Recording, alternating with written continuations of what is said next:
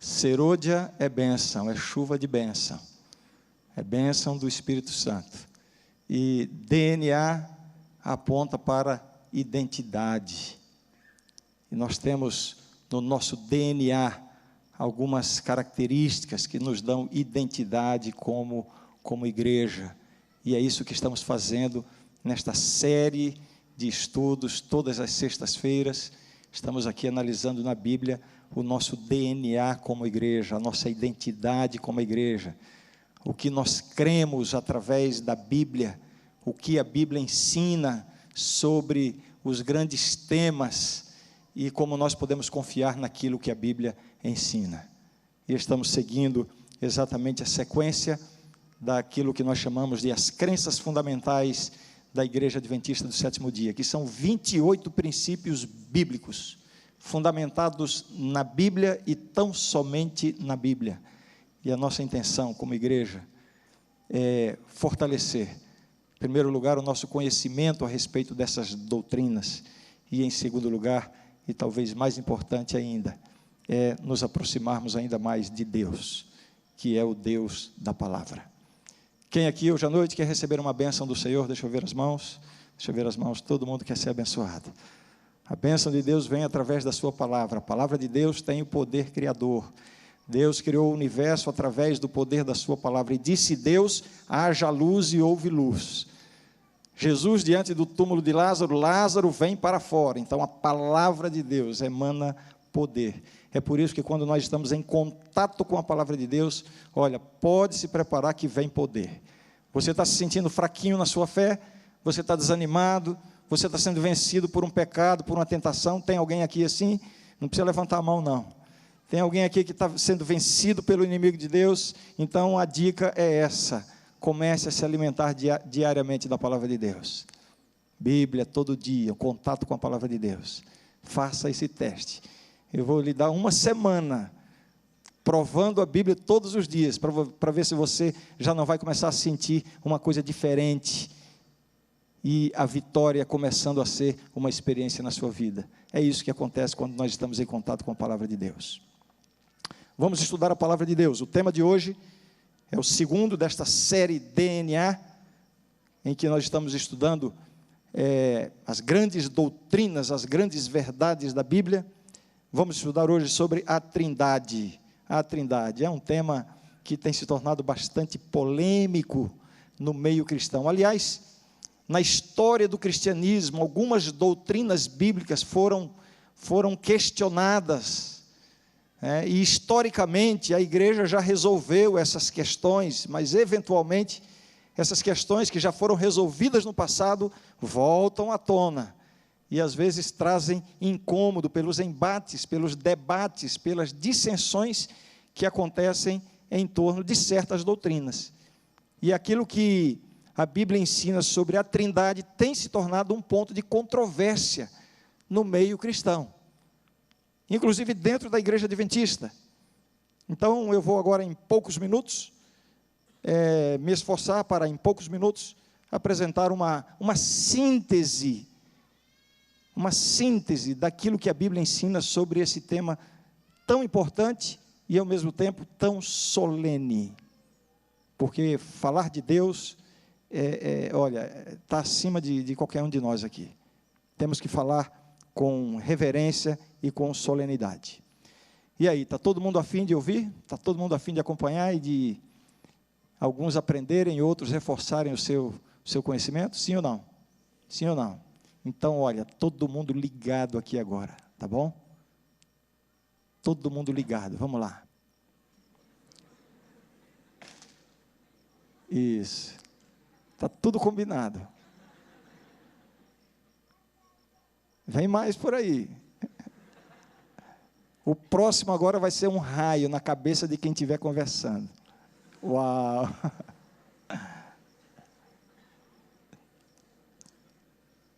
Qual a ideia que você faz de Deus? Como é que você imagina Deus? Essa é a pergunta para a nossa reflexão hoje. Quando você pensa em Deus, o que vem à sua mente? Eu, quando criancinha, e eu imaginava Deus, eu acho que isso é meio comum a todas as crianças, ou a quase todas as crianças.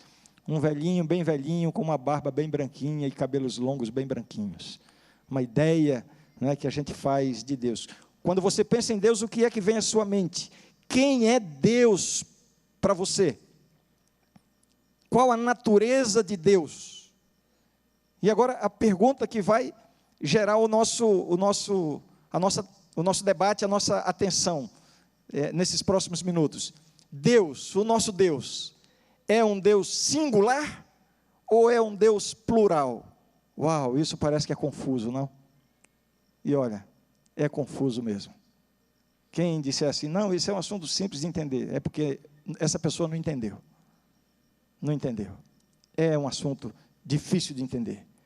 Alguém tentando exemplificar isso, disse assim, olha, você querer entender a divindade, essa coisa da divindade, né, esse mistério, essa grandiosidade, é como você querer colocar o oceano inteiro dentro de um copo. Não cabe. A mente humana é um copo, e essa verdade é um oceano.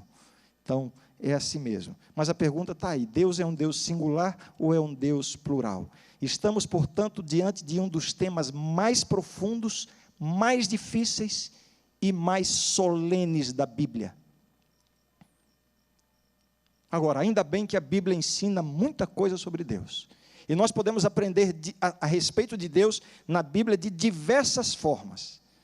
Por exemplo, nós podemos aprender muito a respeito da pessoa de Deus através dos nomes que a Bíblia dá para Deus. Existem vários nomes atribuídos a Deus, e cada um desses nomes ressalta um aspecto, uma faceta do caráter, da natureza de Deus. Esta é uma forma interessante, né, de estudar a respeito de Deus, os nomes de Deus.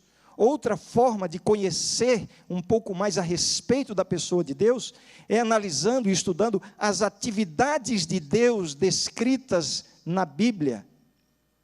Deus como Criador, por exemplo, Deus como Redentor, Deus, tantas atividades que Deus aparece na Bíblia fazendo, desenvolvendo, e através dessas atividades nós podemos conhecer muito a respeito da pessoa de Deus, do caráter de Deus, da natureza de Deus, né? Nós vamos, no nosso estudo de hoje, nos concentrar numa ideia que tem sido muito debatida ao longo da história. Essa pergunta para a qual eu já chamei a sua atenção. O nosso Deus é um Deus singular ou é um Deus plural? Bem, nós cremos, baseados na Bíblia, como igreja, e não estamos sozinhos nisso. A maior parte do cristianismo, com algumas nuances, com algumas diferenças de ênfase, mas a maior parte do cristianismo crê que o nosso Deus é um Deus triuno. 3 pessoas que compõem a divindade. E para essa compreensão se tem usado o termo Trindade, a Trindade divina. Embora precisemos deixar claro que a palavra Trindade não existe na Bíblia, mas nós vemos na Bíblia o conceito da Trindade. E não há nenhum problema em você imaginar um conceito bíblico, embora a palavra que designe o conceito não esteja ali. Por exemplo, nós cremos no milênio, é uma doutrina, né, é uma verdade na Bíblia, do Apocalipse. No entanto, a Bíblia não usa a palavra milênio, mas nós temos o conceito do milênio. Da mesma forma, a Bíblia não usa a palavra trindade, mas o conceito de um Deus triuno ou de um Deus plural é presente nas Escrituras. E aí é o seguinte, eu queria saber se vocês estão dispostos para a gente fazer uma jornada bíblica agora. Vamos ler aqui uma porção de textos. Quem está a fim de pegar sua Bíblia agora e começar a vasculhar na Bíblia, porque é aí que a gente vai entender bem esse assunto. Vamos lá? Vamos fazer então? E quem for bastante interessado no assunto, vai até tomar nota disso aí, né? Então é o seguinte, 2 informações básicas a respeito de Deus. Em primeiro lugar, primeira afirmação que eu quero fazer aqui a respeito de Deus. Deus é único. Deuteronômio, capítulo 4. Abra sua Bíblia em Deuteronômio, capítulo 4. Você sabe, Deuteronômio está depois do Gênesis e antes do Apocalipse, bem ali. Deuteronômio, capítulo 4.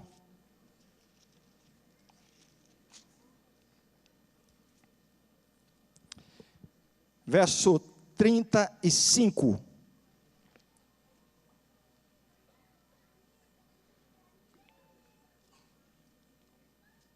Diz assim, Deuteronômio 4, 35. A ti te foi mostrado para que soubesses que o Senhor é Deus. Nenhum outro há, senão Ele. É um Deus único. Avance um pouquinho, uma página da Bíblia. Vamos para Deuteronômio 6. E esse texto é conhecidíssimo. Deuteronômio capítulo 6, agora o verso 4. Ouve Israel, o Senhor nosso Deus é o único Senhor. Então, a Bíblia nos diz que o nosso Deus é único. Vamos para o Novo Testamento, João capítulo 17. Novo Testamento, está depois do Antigo Testamento. Vamos lá. Estou dando a dica para vocês aí, hein? João capítulo 17.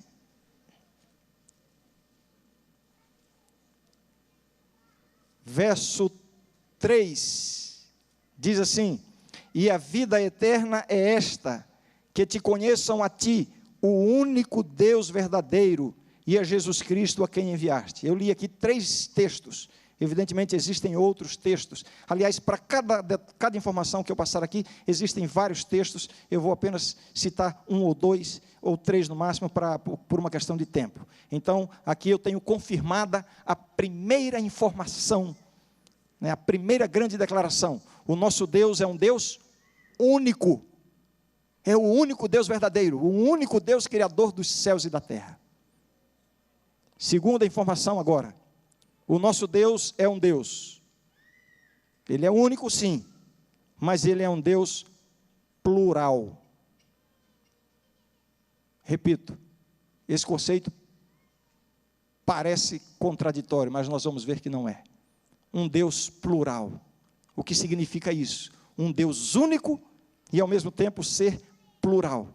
Vamos ler a Bíblia e nós vamos ver claramente a existência de mais de uma pessoa divina nesta divindade única que é o nosso Deus. Vamos começar no Antigo Testamento. Vamos para Gênesis. Gênesis capítulo 1, primeiro capítulo do livro do Gênesis. O sermão de hoje não é outra coisa senão isso mesmo: percorrermos a Bíblia e irmos lendo os textos que vão respondendo às perguntas, aos questionamentos. Gênesis capítulo 1, verso 26. A criação do homem e da mulher. Como é que diz aí? Também disse Deus. Que Deus é esse? É o Deus único, a quem eu me referi agora há pouco, sobre o qual eu já li em vários textos. Também disse Deus. E o que foi que Deus disse? Como é que está aí na sua Bíblia? Façamos o homem à nossa imagem, conforme a nossa semelhança. Você percebe o plural? Deus está falando consigo mesmo. Ele fala consigo mesmo e usa o plural, façamos. O texto, portanto, denota a presença de mais de uma pessoa na divindade. Aí alguém diz assim: não, é porque os anjos estavam acompanhando, e certamente os anjos estavam ali observando. Mas se nós aplicarmos este verso, façamos o homem à nossa imagem e semelhança, significa dizer que os anjos teriam participado da criação, e que nós teríamos saído também à semelhança dos anjos, quando a Bíblia nos diz que nós fomos feitos à semelhança de Deus. Então esse argumento não cabe aí.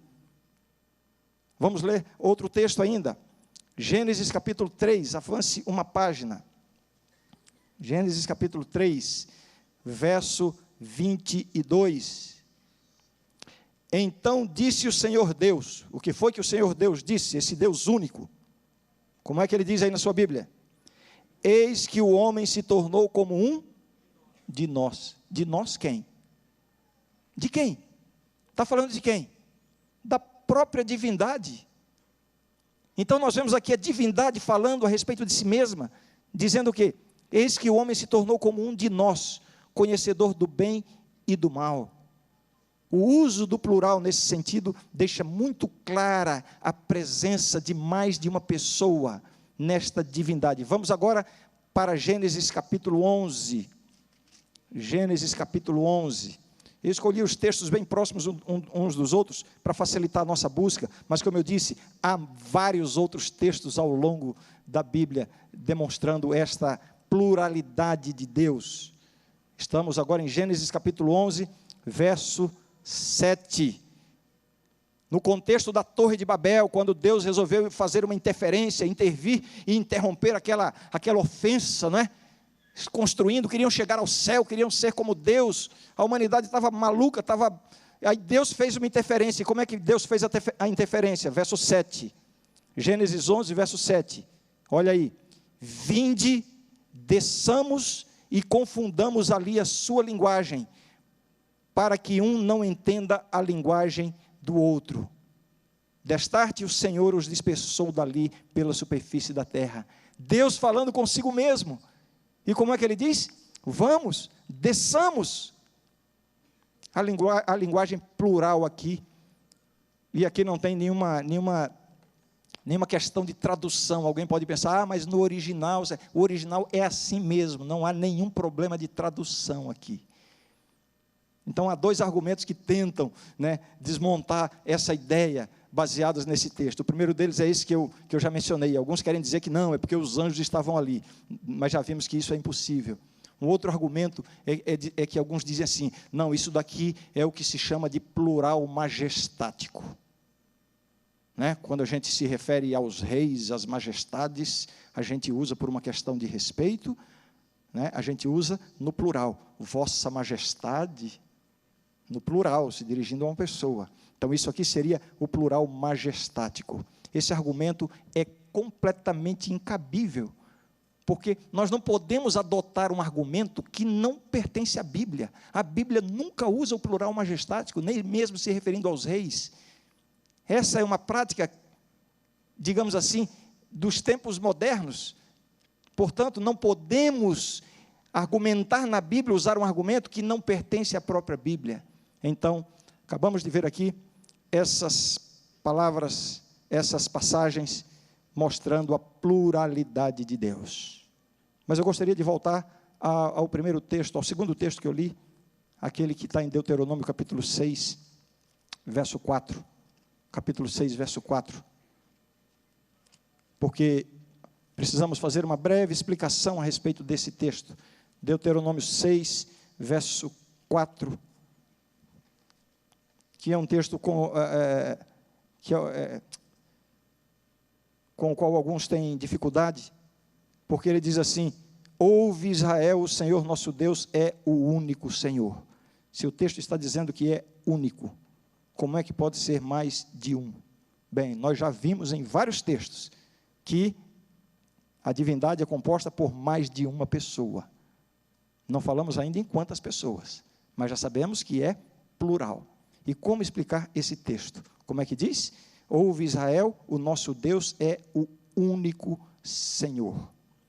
Explicando, a palavra único, ela pode ser a tradução de duas palavras da Bíblia, no original. Eu vou pedir perdão agora, porque provavelmente eu vou cometer erros de pronúncia, né? Eu falo hebraico, mas muito mal. Não, estou brincando, eu não falo nada de hebraico, né? Mas as palavras seriam mais ou menos assim, echad ou echad, não sei qual seria a pronúncia certa, que pode ser traduzido por um, único, e a outra palavra é yashid, que também pode ser traduzido por um ou único, sendo que no original há uma diferença de sentido nessas duas palavras. Para a tradução em português a gente fala único é único, mas no original, único pode significar uma coisa ou pode significar outra coisa, dependendo de qual dessas duas palavras está sendo usada. A primeira delas, echad ou echad, indica uma unidade composta, e yashid indica uma unidade absoluta. O que é uma unidade composta? Uma unidade formada por mais de um. Ai, ai, ai, ai, ai. Explica isso aí agora. Posso explicar? Posso explicar? Quem é um casal de namorado que está aqui pertinho de mim? Vamos lá. Tem aqui um casal de namorado? Vocês são namorados? Um casal casado? Vamos lá, assume aí, gente. Está com medo da câmera pegar e o pai da moça vir aí, né? Já sei. Vai, um casalzinho. A câmera não mostra aí para não comprometer, tá? Quem é o casalzinho de namorado? Cadê? Levanta. Não quer assumir. Se eu fosse você, garota, pulava fora, viu? O cara não assume assim. Ali, um casal de namorada. Quantos casais eu estou apontando ali para aquele casal? É um casal único. Se eu fosse falar isso em hebraico, que palavra eu usaria? Echad ou Yashid? Echad. É um único, mas é formado por dois. Você percebe? E é essa palavra que é usada aqui quando diz que o Senhor nosso Deus é único. A própria palavra está indicando, é único, mas é um único numa pluralidade. E eu vou dar um exemplo bíblico para explicar, eu dei um exemplo aqui na igreja, mas vamos para a Bíblia. Vamos lá, Gênesis capítulo 2. Gênesis capítulo 2. Um exemplo desse conceito do uso dessa palavra. Gênesis 2, verso 24. Gênesis 2, verso 24. Eu já aproveito e falo para as meninas que estão pensando em namorar, que já levam isso aqui a sério também. O sermão não é sobre isso, mas vai servir também. Por isso, deixa o homem pai e mãe e se une à sua mulher, tornando-se os dois uma só carne. Uma só carne, a mesma palavra. É uma só carne, mas formada por quantas pessoas? Por duas. Então é um único composto. Quando a Bíblia diz que o nosso Deus é um Deus único, está usando esta palavra indicando que é um único composto por mais de uma pessoa. Muito bem. Eu estou lendo diversos textos no Antigo Testamento. E já vimos e comprovamos aqui, como eu disse, eu fiz uma breve seleção de uma infinidade de textos que há, por causa do nosso tempo, né? Mas uma coisa que nós vimos aqui é que o Antigo Testamento deixa muito claro que o nosso Deus é um Deus plural. Só que nós não vimos aqui de quanto é essa pluralidade. Não é verdade? Isso nós vamos ter de forma bem esclarecida, onde? No Novo Testamento. E aí eu preciso que você me acompanhe agora, temos ainda alguns minutos, que você me acompanhe para vermos juntos esse conceito da trindade, do Deus triuno, ou melhor dizendo, o Antigo Testamento não nos mostrou através desses textos que é um Deus triuno, mostrou apenas que é um Deus plural, mais de um. Aí nós vamos para o Novo Testamento. E aí vamos ver, é uma pena realmente que o tempo não possibilita, mas existem dezenas, literalmente dezenas de textos indicando essa realidade. Eu escolhi alguns deles. Vamos lá para Lucas, capítulo 1. Lucas, capítulo 1. Todo mundo sabe onde é que está o livro de Lucas? Você passa por Mateus, depois você passa por Marcos, e aí você vai topar com Lucas, o médico Lucas.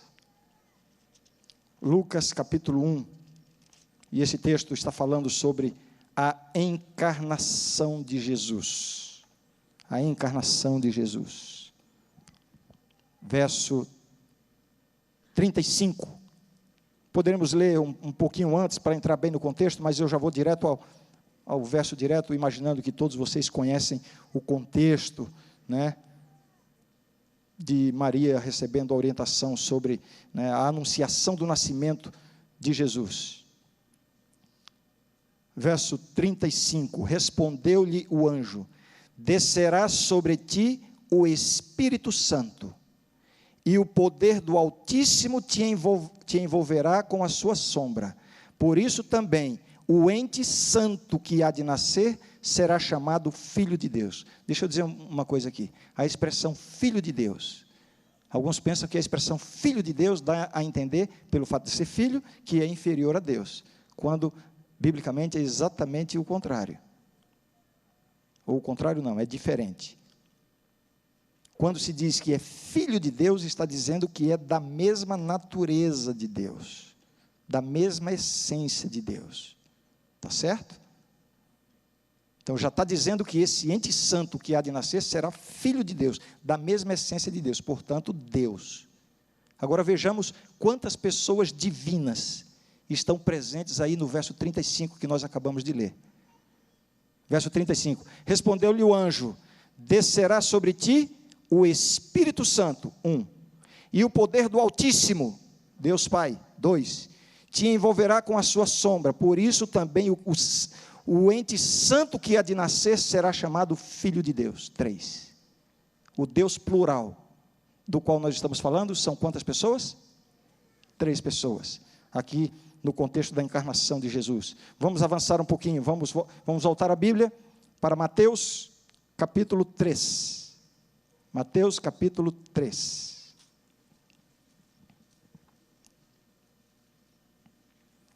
agora no contexto do batismo de Jesus, aquele grande acontecimento, Jesus ungido, o Messias, o cumprimento da profecia, não é? As 70 semanas de Daniel 9, apontando o ungido, o dia, o momento do batismo de Jesus, e vamos ver o que aconteceu ali no batismo de Jesus, São Mateus capítulo 3, a partir do verso 16, diz assim, batizado Jesus, saiu logo da água, e eis que se lhe abriram os céus, e viu o Espírito de Deus, descendo como pomba, vindo sobre ele, e eis uma voz dos céus que dizia, este é o meu Filho amado em quem me comprazo. Se está dizendo filho, quem era esse que estava falando? O Pai. Você percebe aí as 3 pessoas da divindade celeste? O Filho sendo batizado, o Espírito Santo vindo em forma de pomba, e o Pai dizendo, este é meu Filho amado em quem me comprazo. Num momento tão importante da história da redenção, a divindade se mostra junta. A divindade participa em conjunto desses momentos cruciais na história da redenção, assim como foi na criação, a presença, façamos o homem a nossa imagem e semelhança, vemos ali a participação da trindade, de todas as pessoas da divindade. Vou ler mais um texto, demonstrando que essa pluralidade de Deus envolve 3 pessoas, ainda em Mateus capítulo 28, e agora sim vamos para a comissão apostólica, Mateus 28.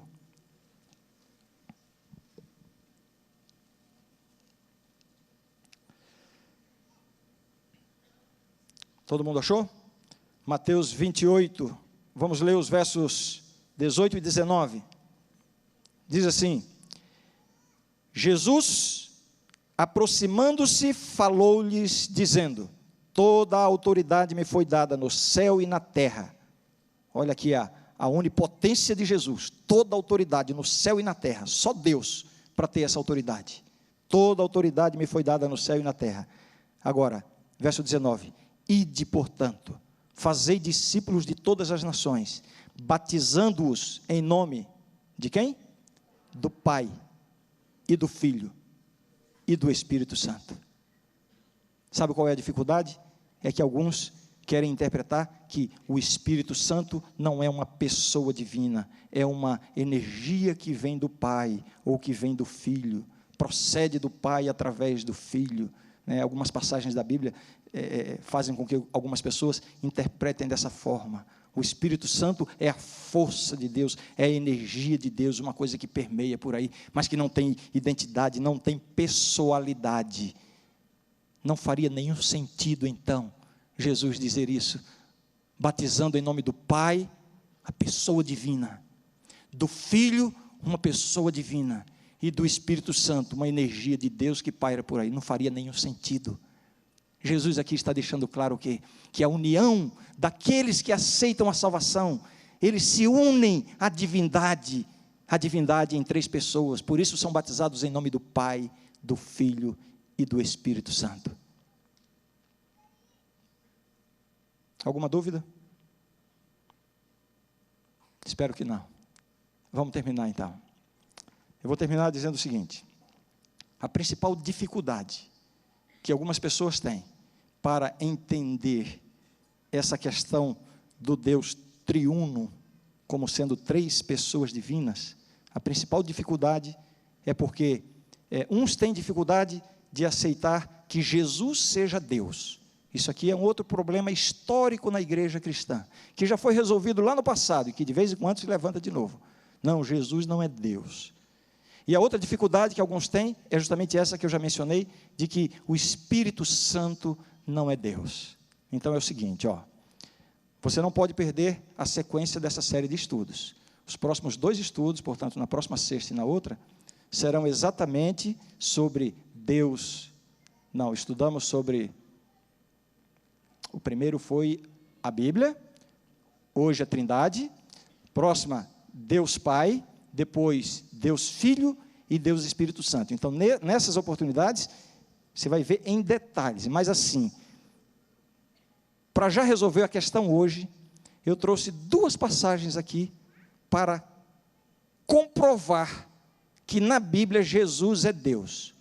E trouxe uma passagem de tantas que existem, para comprovar que o Espírito Santo é Deus. Posso fazer isso agora? E aí a gente termina. Podemos ir lá? Então tá. A divindade de Jesus. Abra a Bíblia. Primeira carta de João. Primeira carta de João. Sabe onde é que está? Vai lá pertinho do Apocalipse, um pouquinho antes. Capítulo 5.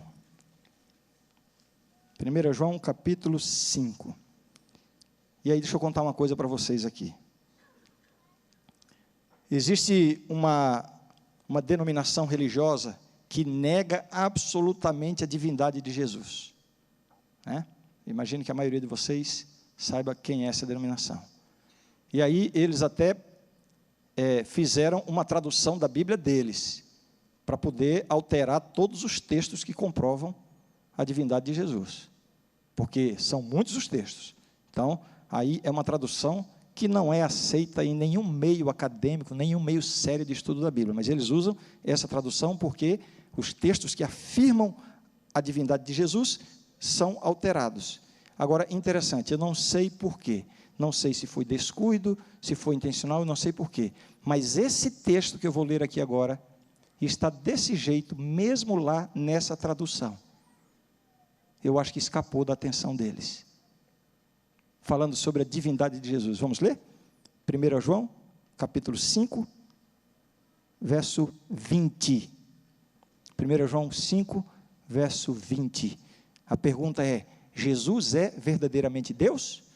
O texto diz assim: também sabemos que o Filho de Deus é vindo e nos tem dado entendimento para reconhecermos o verdadeiro. E estamos no verdadeiro, em seu Filho Jesus Cristo. Este é o verdadeiro Deus e a vida eterna. Amém? O amém foi fraco. Falando de Jesus aqui diz, este é o verdadeiro Deus e a vida eterna. Amém. E o apóstolo termina dizendo, filhinhos, guardai-vos dos ídolos. Mais um texto para comprovar a divindade de Jesus. Volte a sua Bíblia um pouquinho no livro de Colossenses. Colossenses. Carta de Paulo aos Colossenses, capítulo 2. Capítulo 2.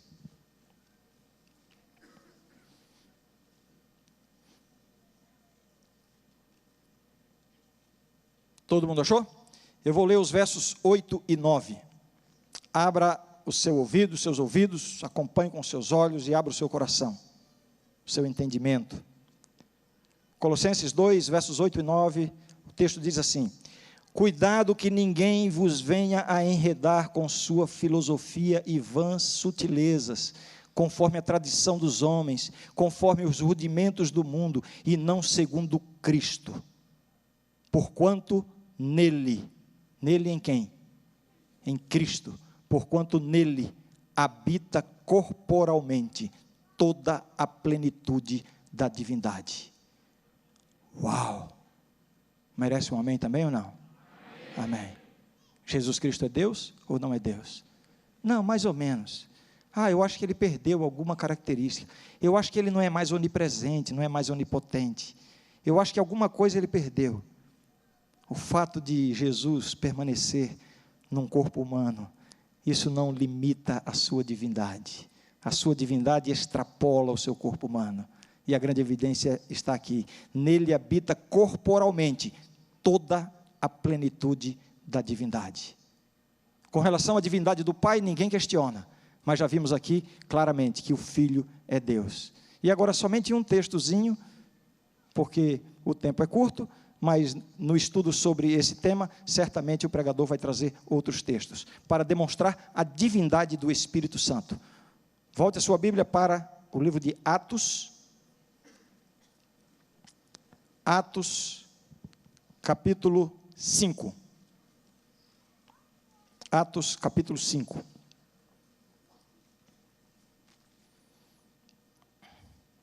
Você se lembra daquela história de Ananias e Safira? Lembra? Que eles estavam sensibilizados e quiseram ajudar a igreja e prometeram uma oferta bem generosa para a igreja. Lembram disso? E aí eles prometeram para os apóstolos: não, nós vamos vender um terreno que a gente tem ali e vamos doar tudo para a igreja, para o evangelho. Aí foram lá e venderam o terreno. Aí quando pegaram o dinheiro, viram que era muita grana. Aí pensaram assim: será que a gente vai dar tudo para a igreja? Não precisa. Aí guardaram um pouco e levaram um montão de dinheiro lá para os apóstolos, ainda querendo receber um elogio. Aí acontece o que aconteceu aqui, né? Deus não se deixa escarnecer. Não quer dizer que Deus vai sair fulminando todo mundo que faz isso. Deus já mostrou que isso é um assunto muito sério quando fulminou Ananias e Safira. Não precisa fulminar mais ninguém, mas já sabe que é um assunto muito sério, né? Veja só o que aconteceu e o que é dito aí a respeito da divindade do Espírito Santo. Estamos em Atos, capítulo 5, não é isso? Vamos ler os versos 3 e 4.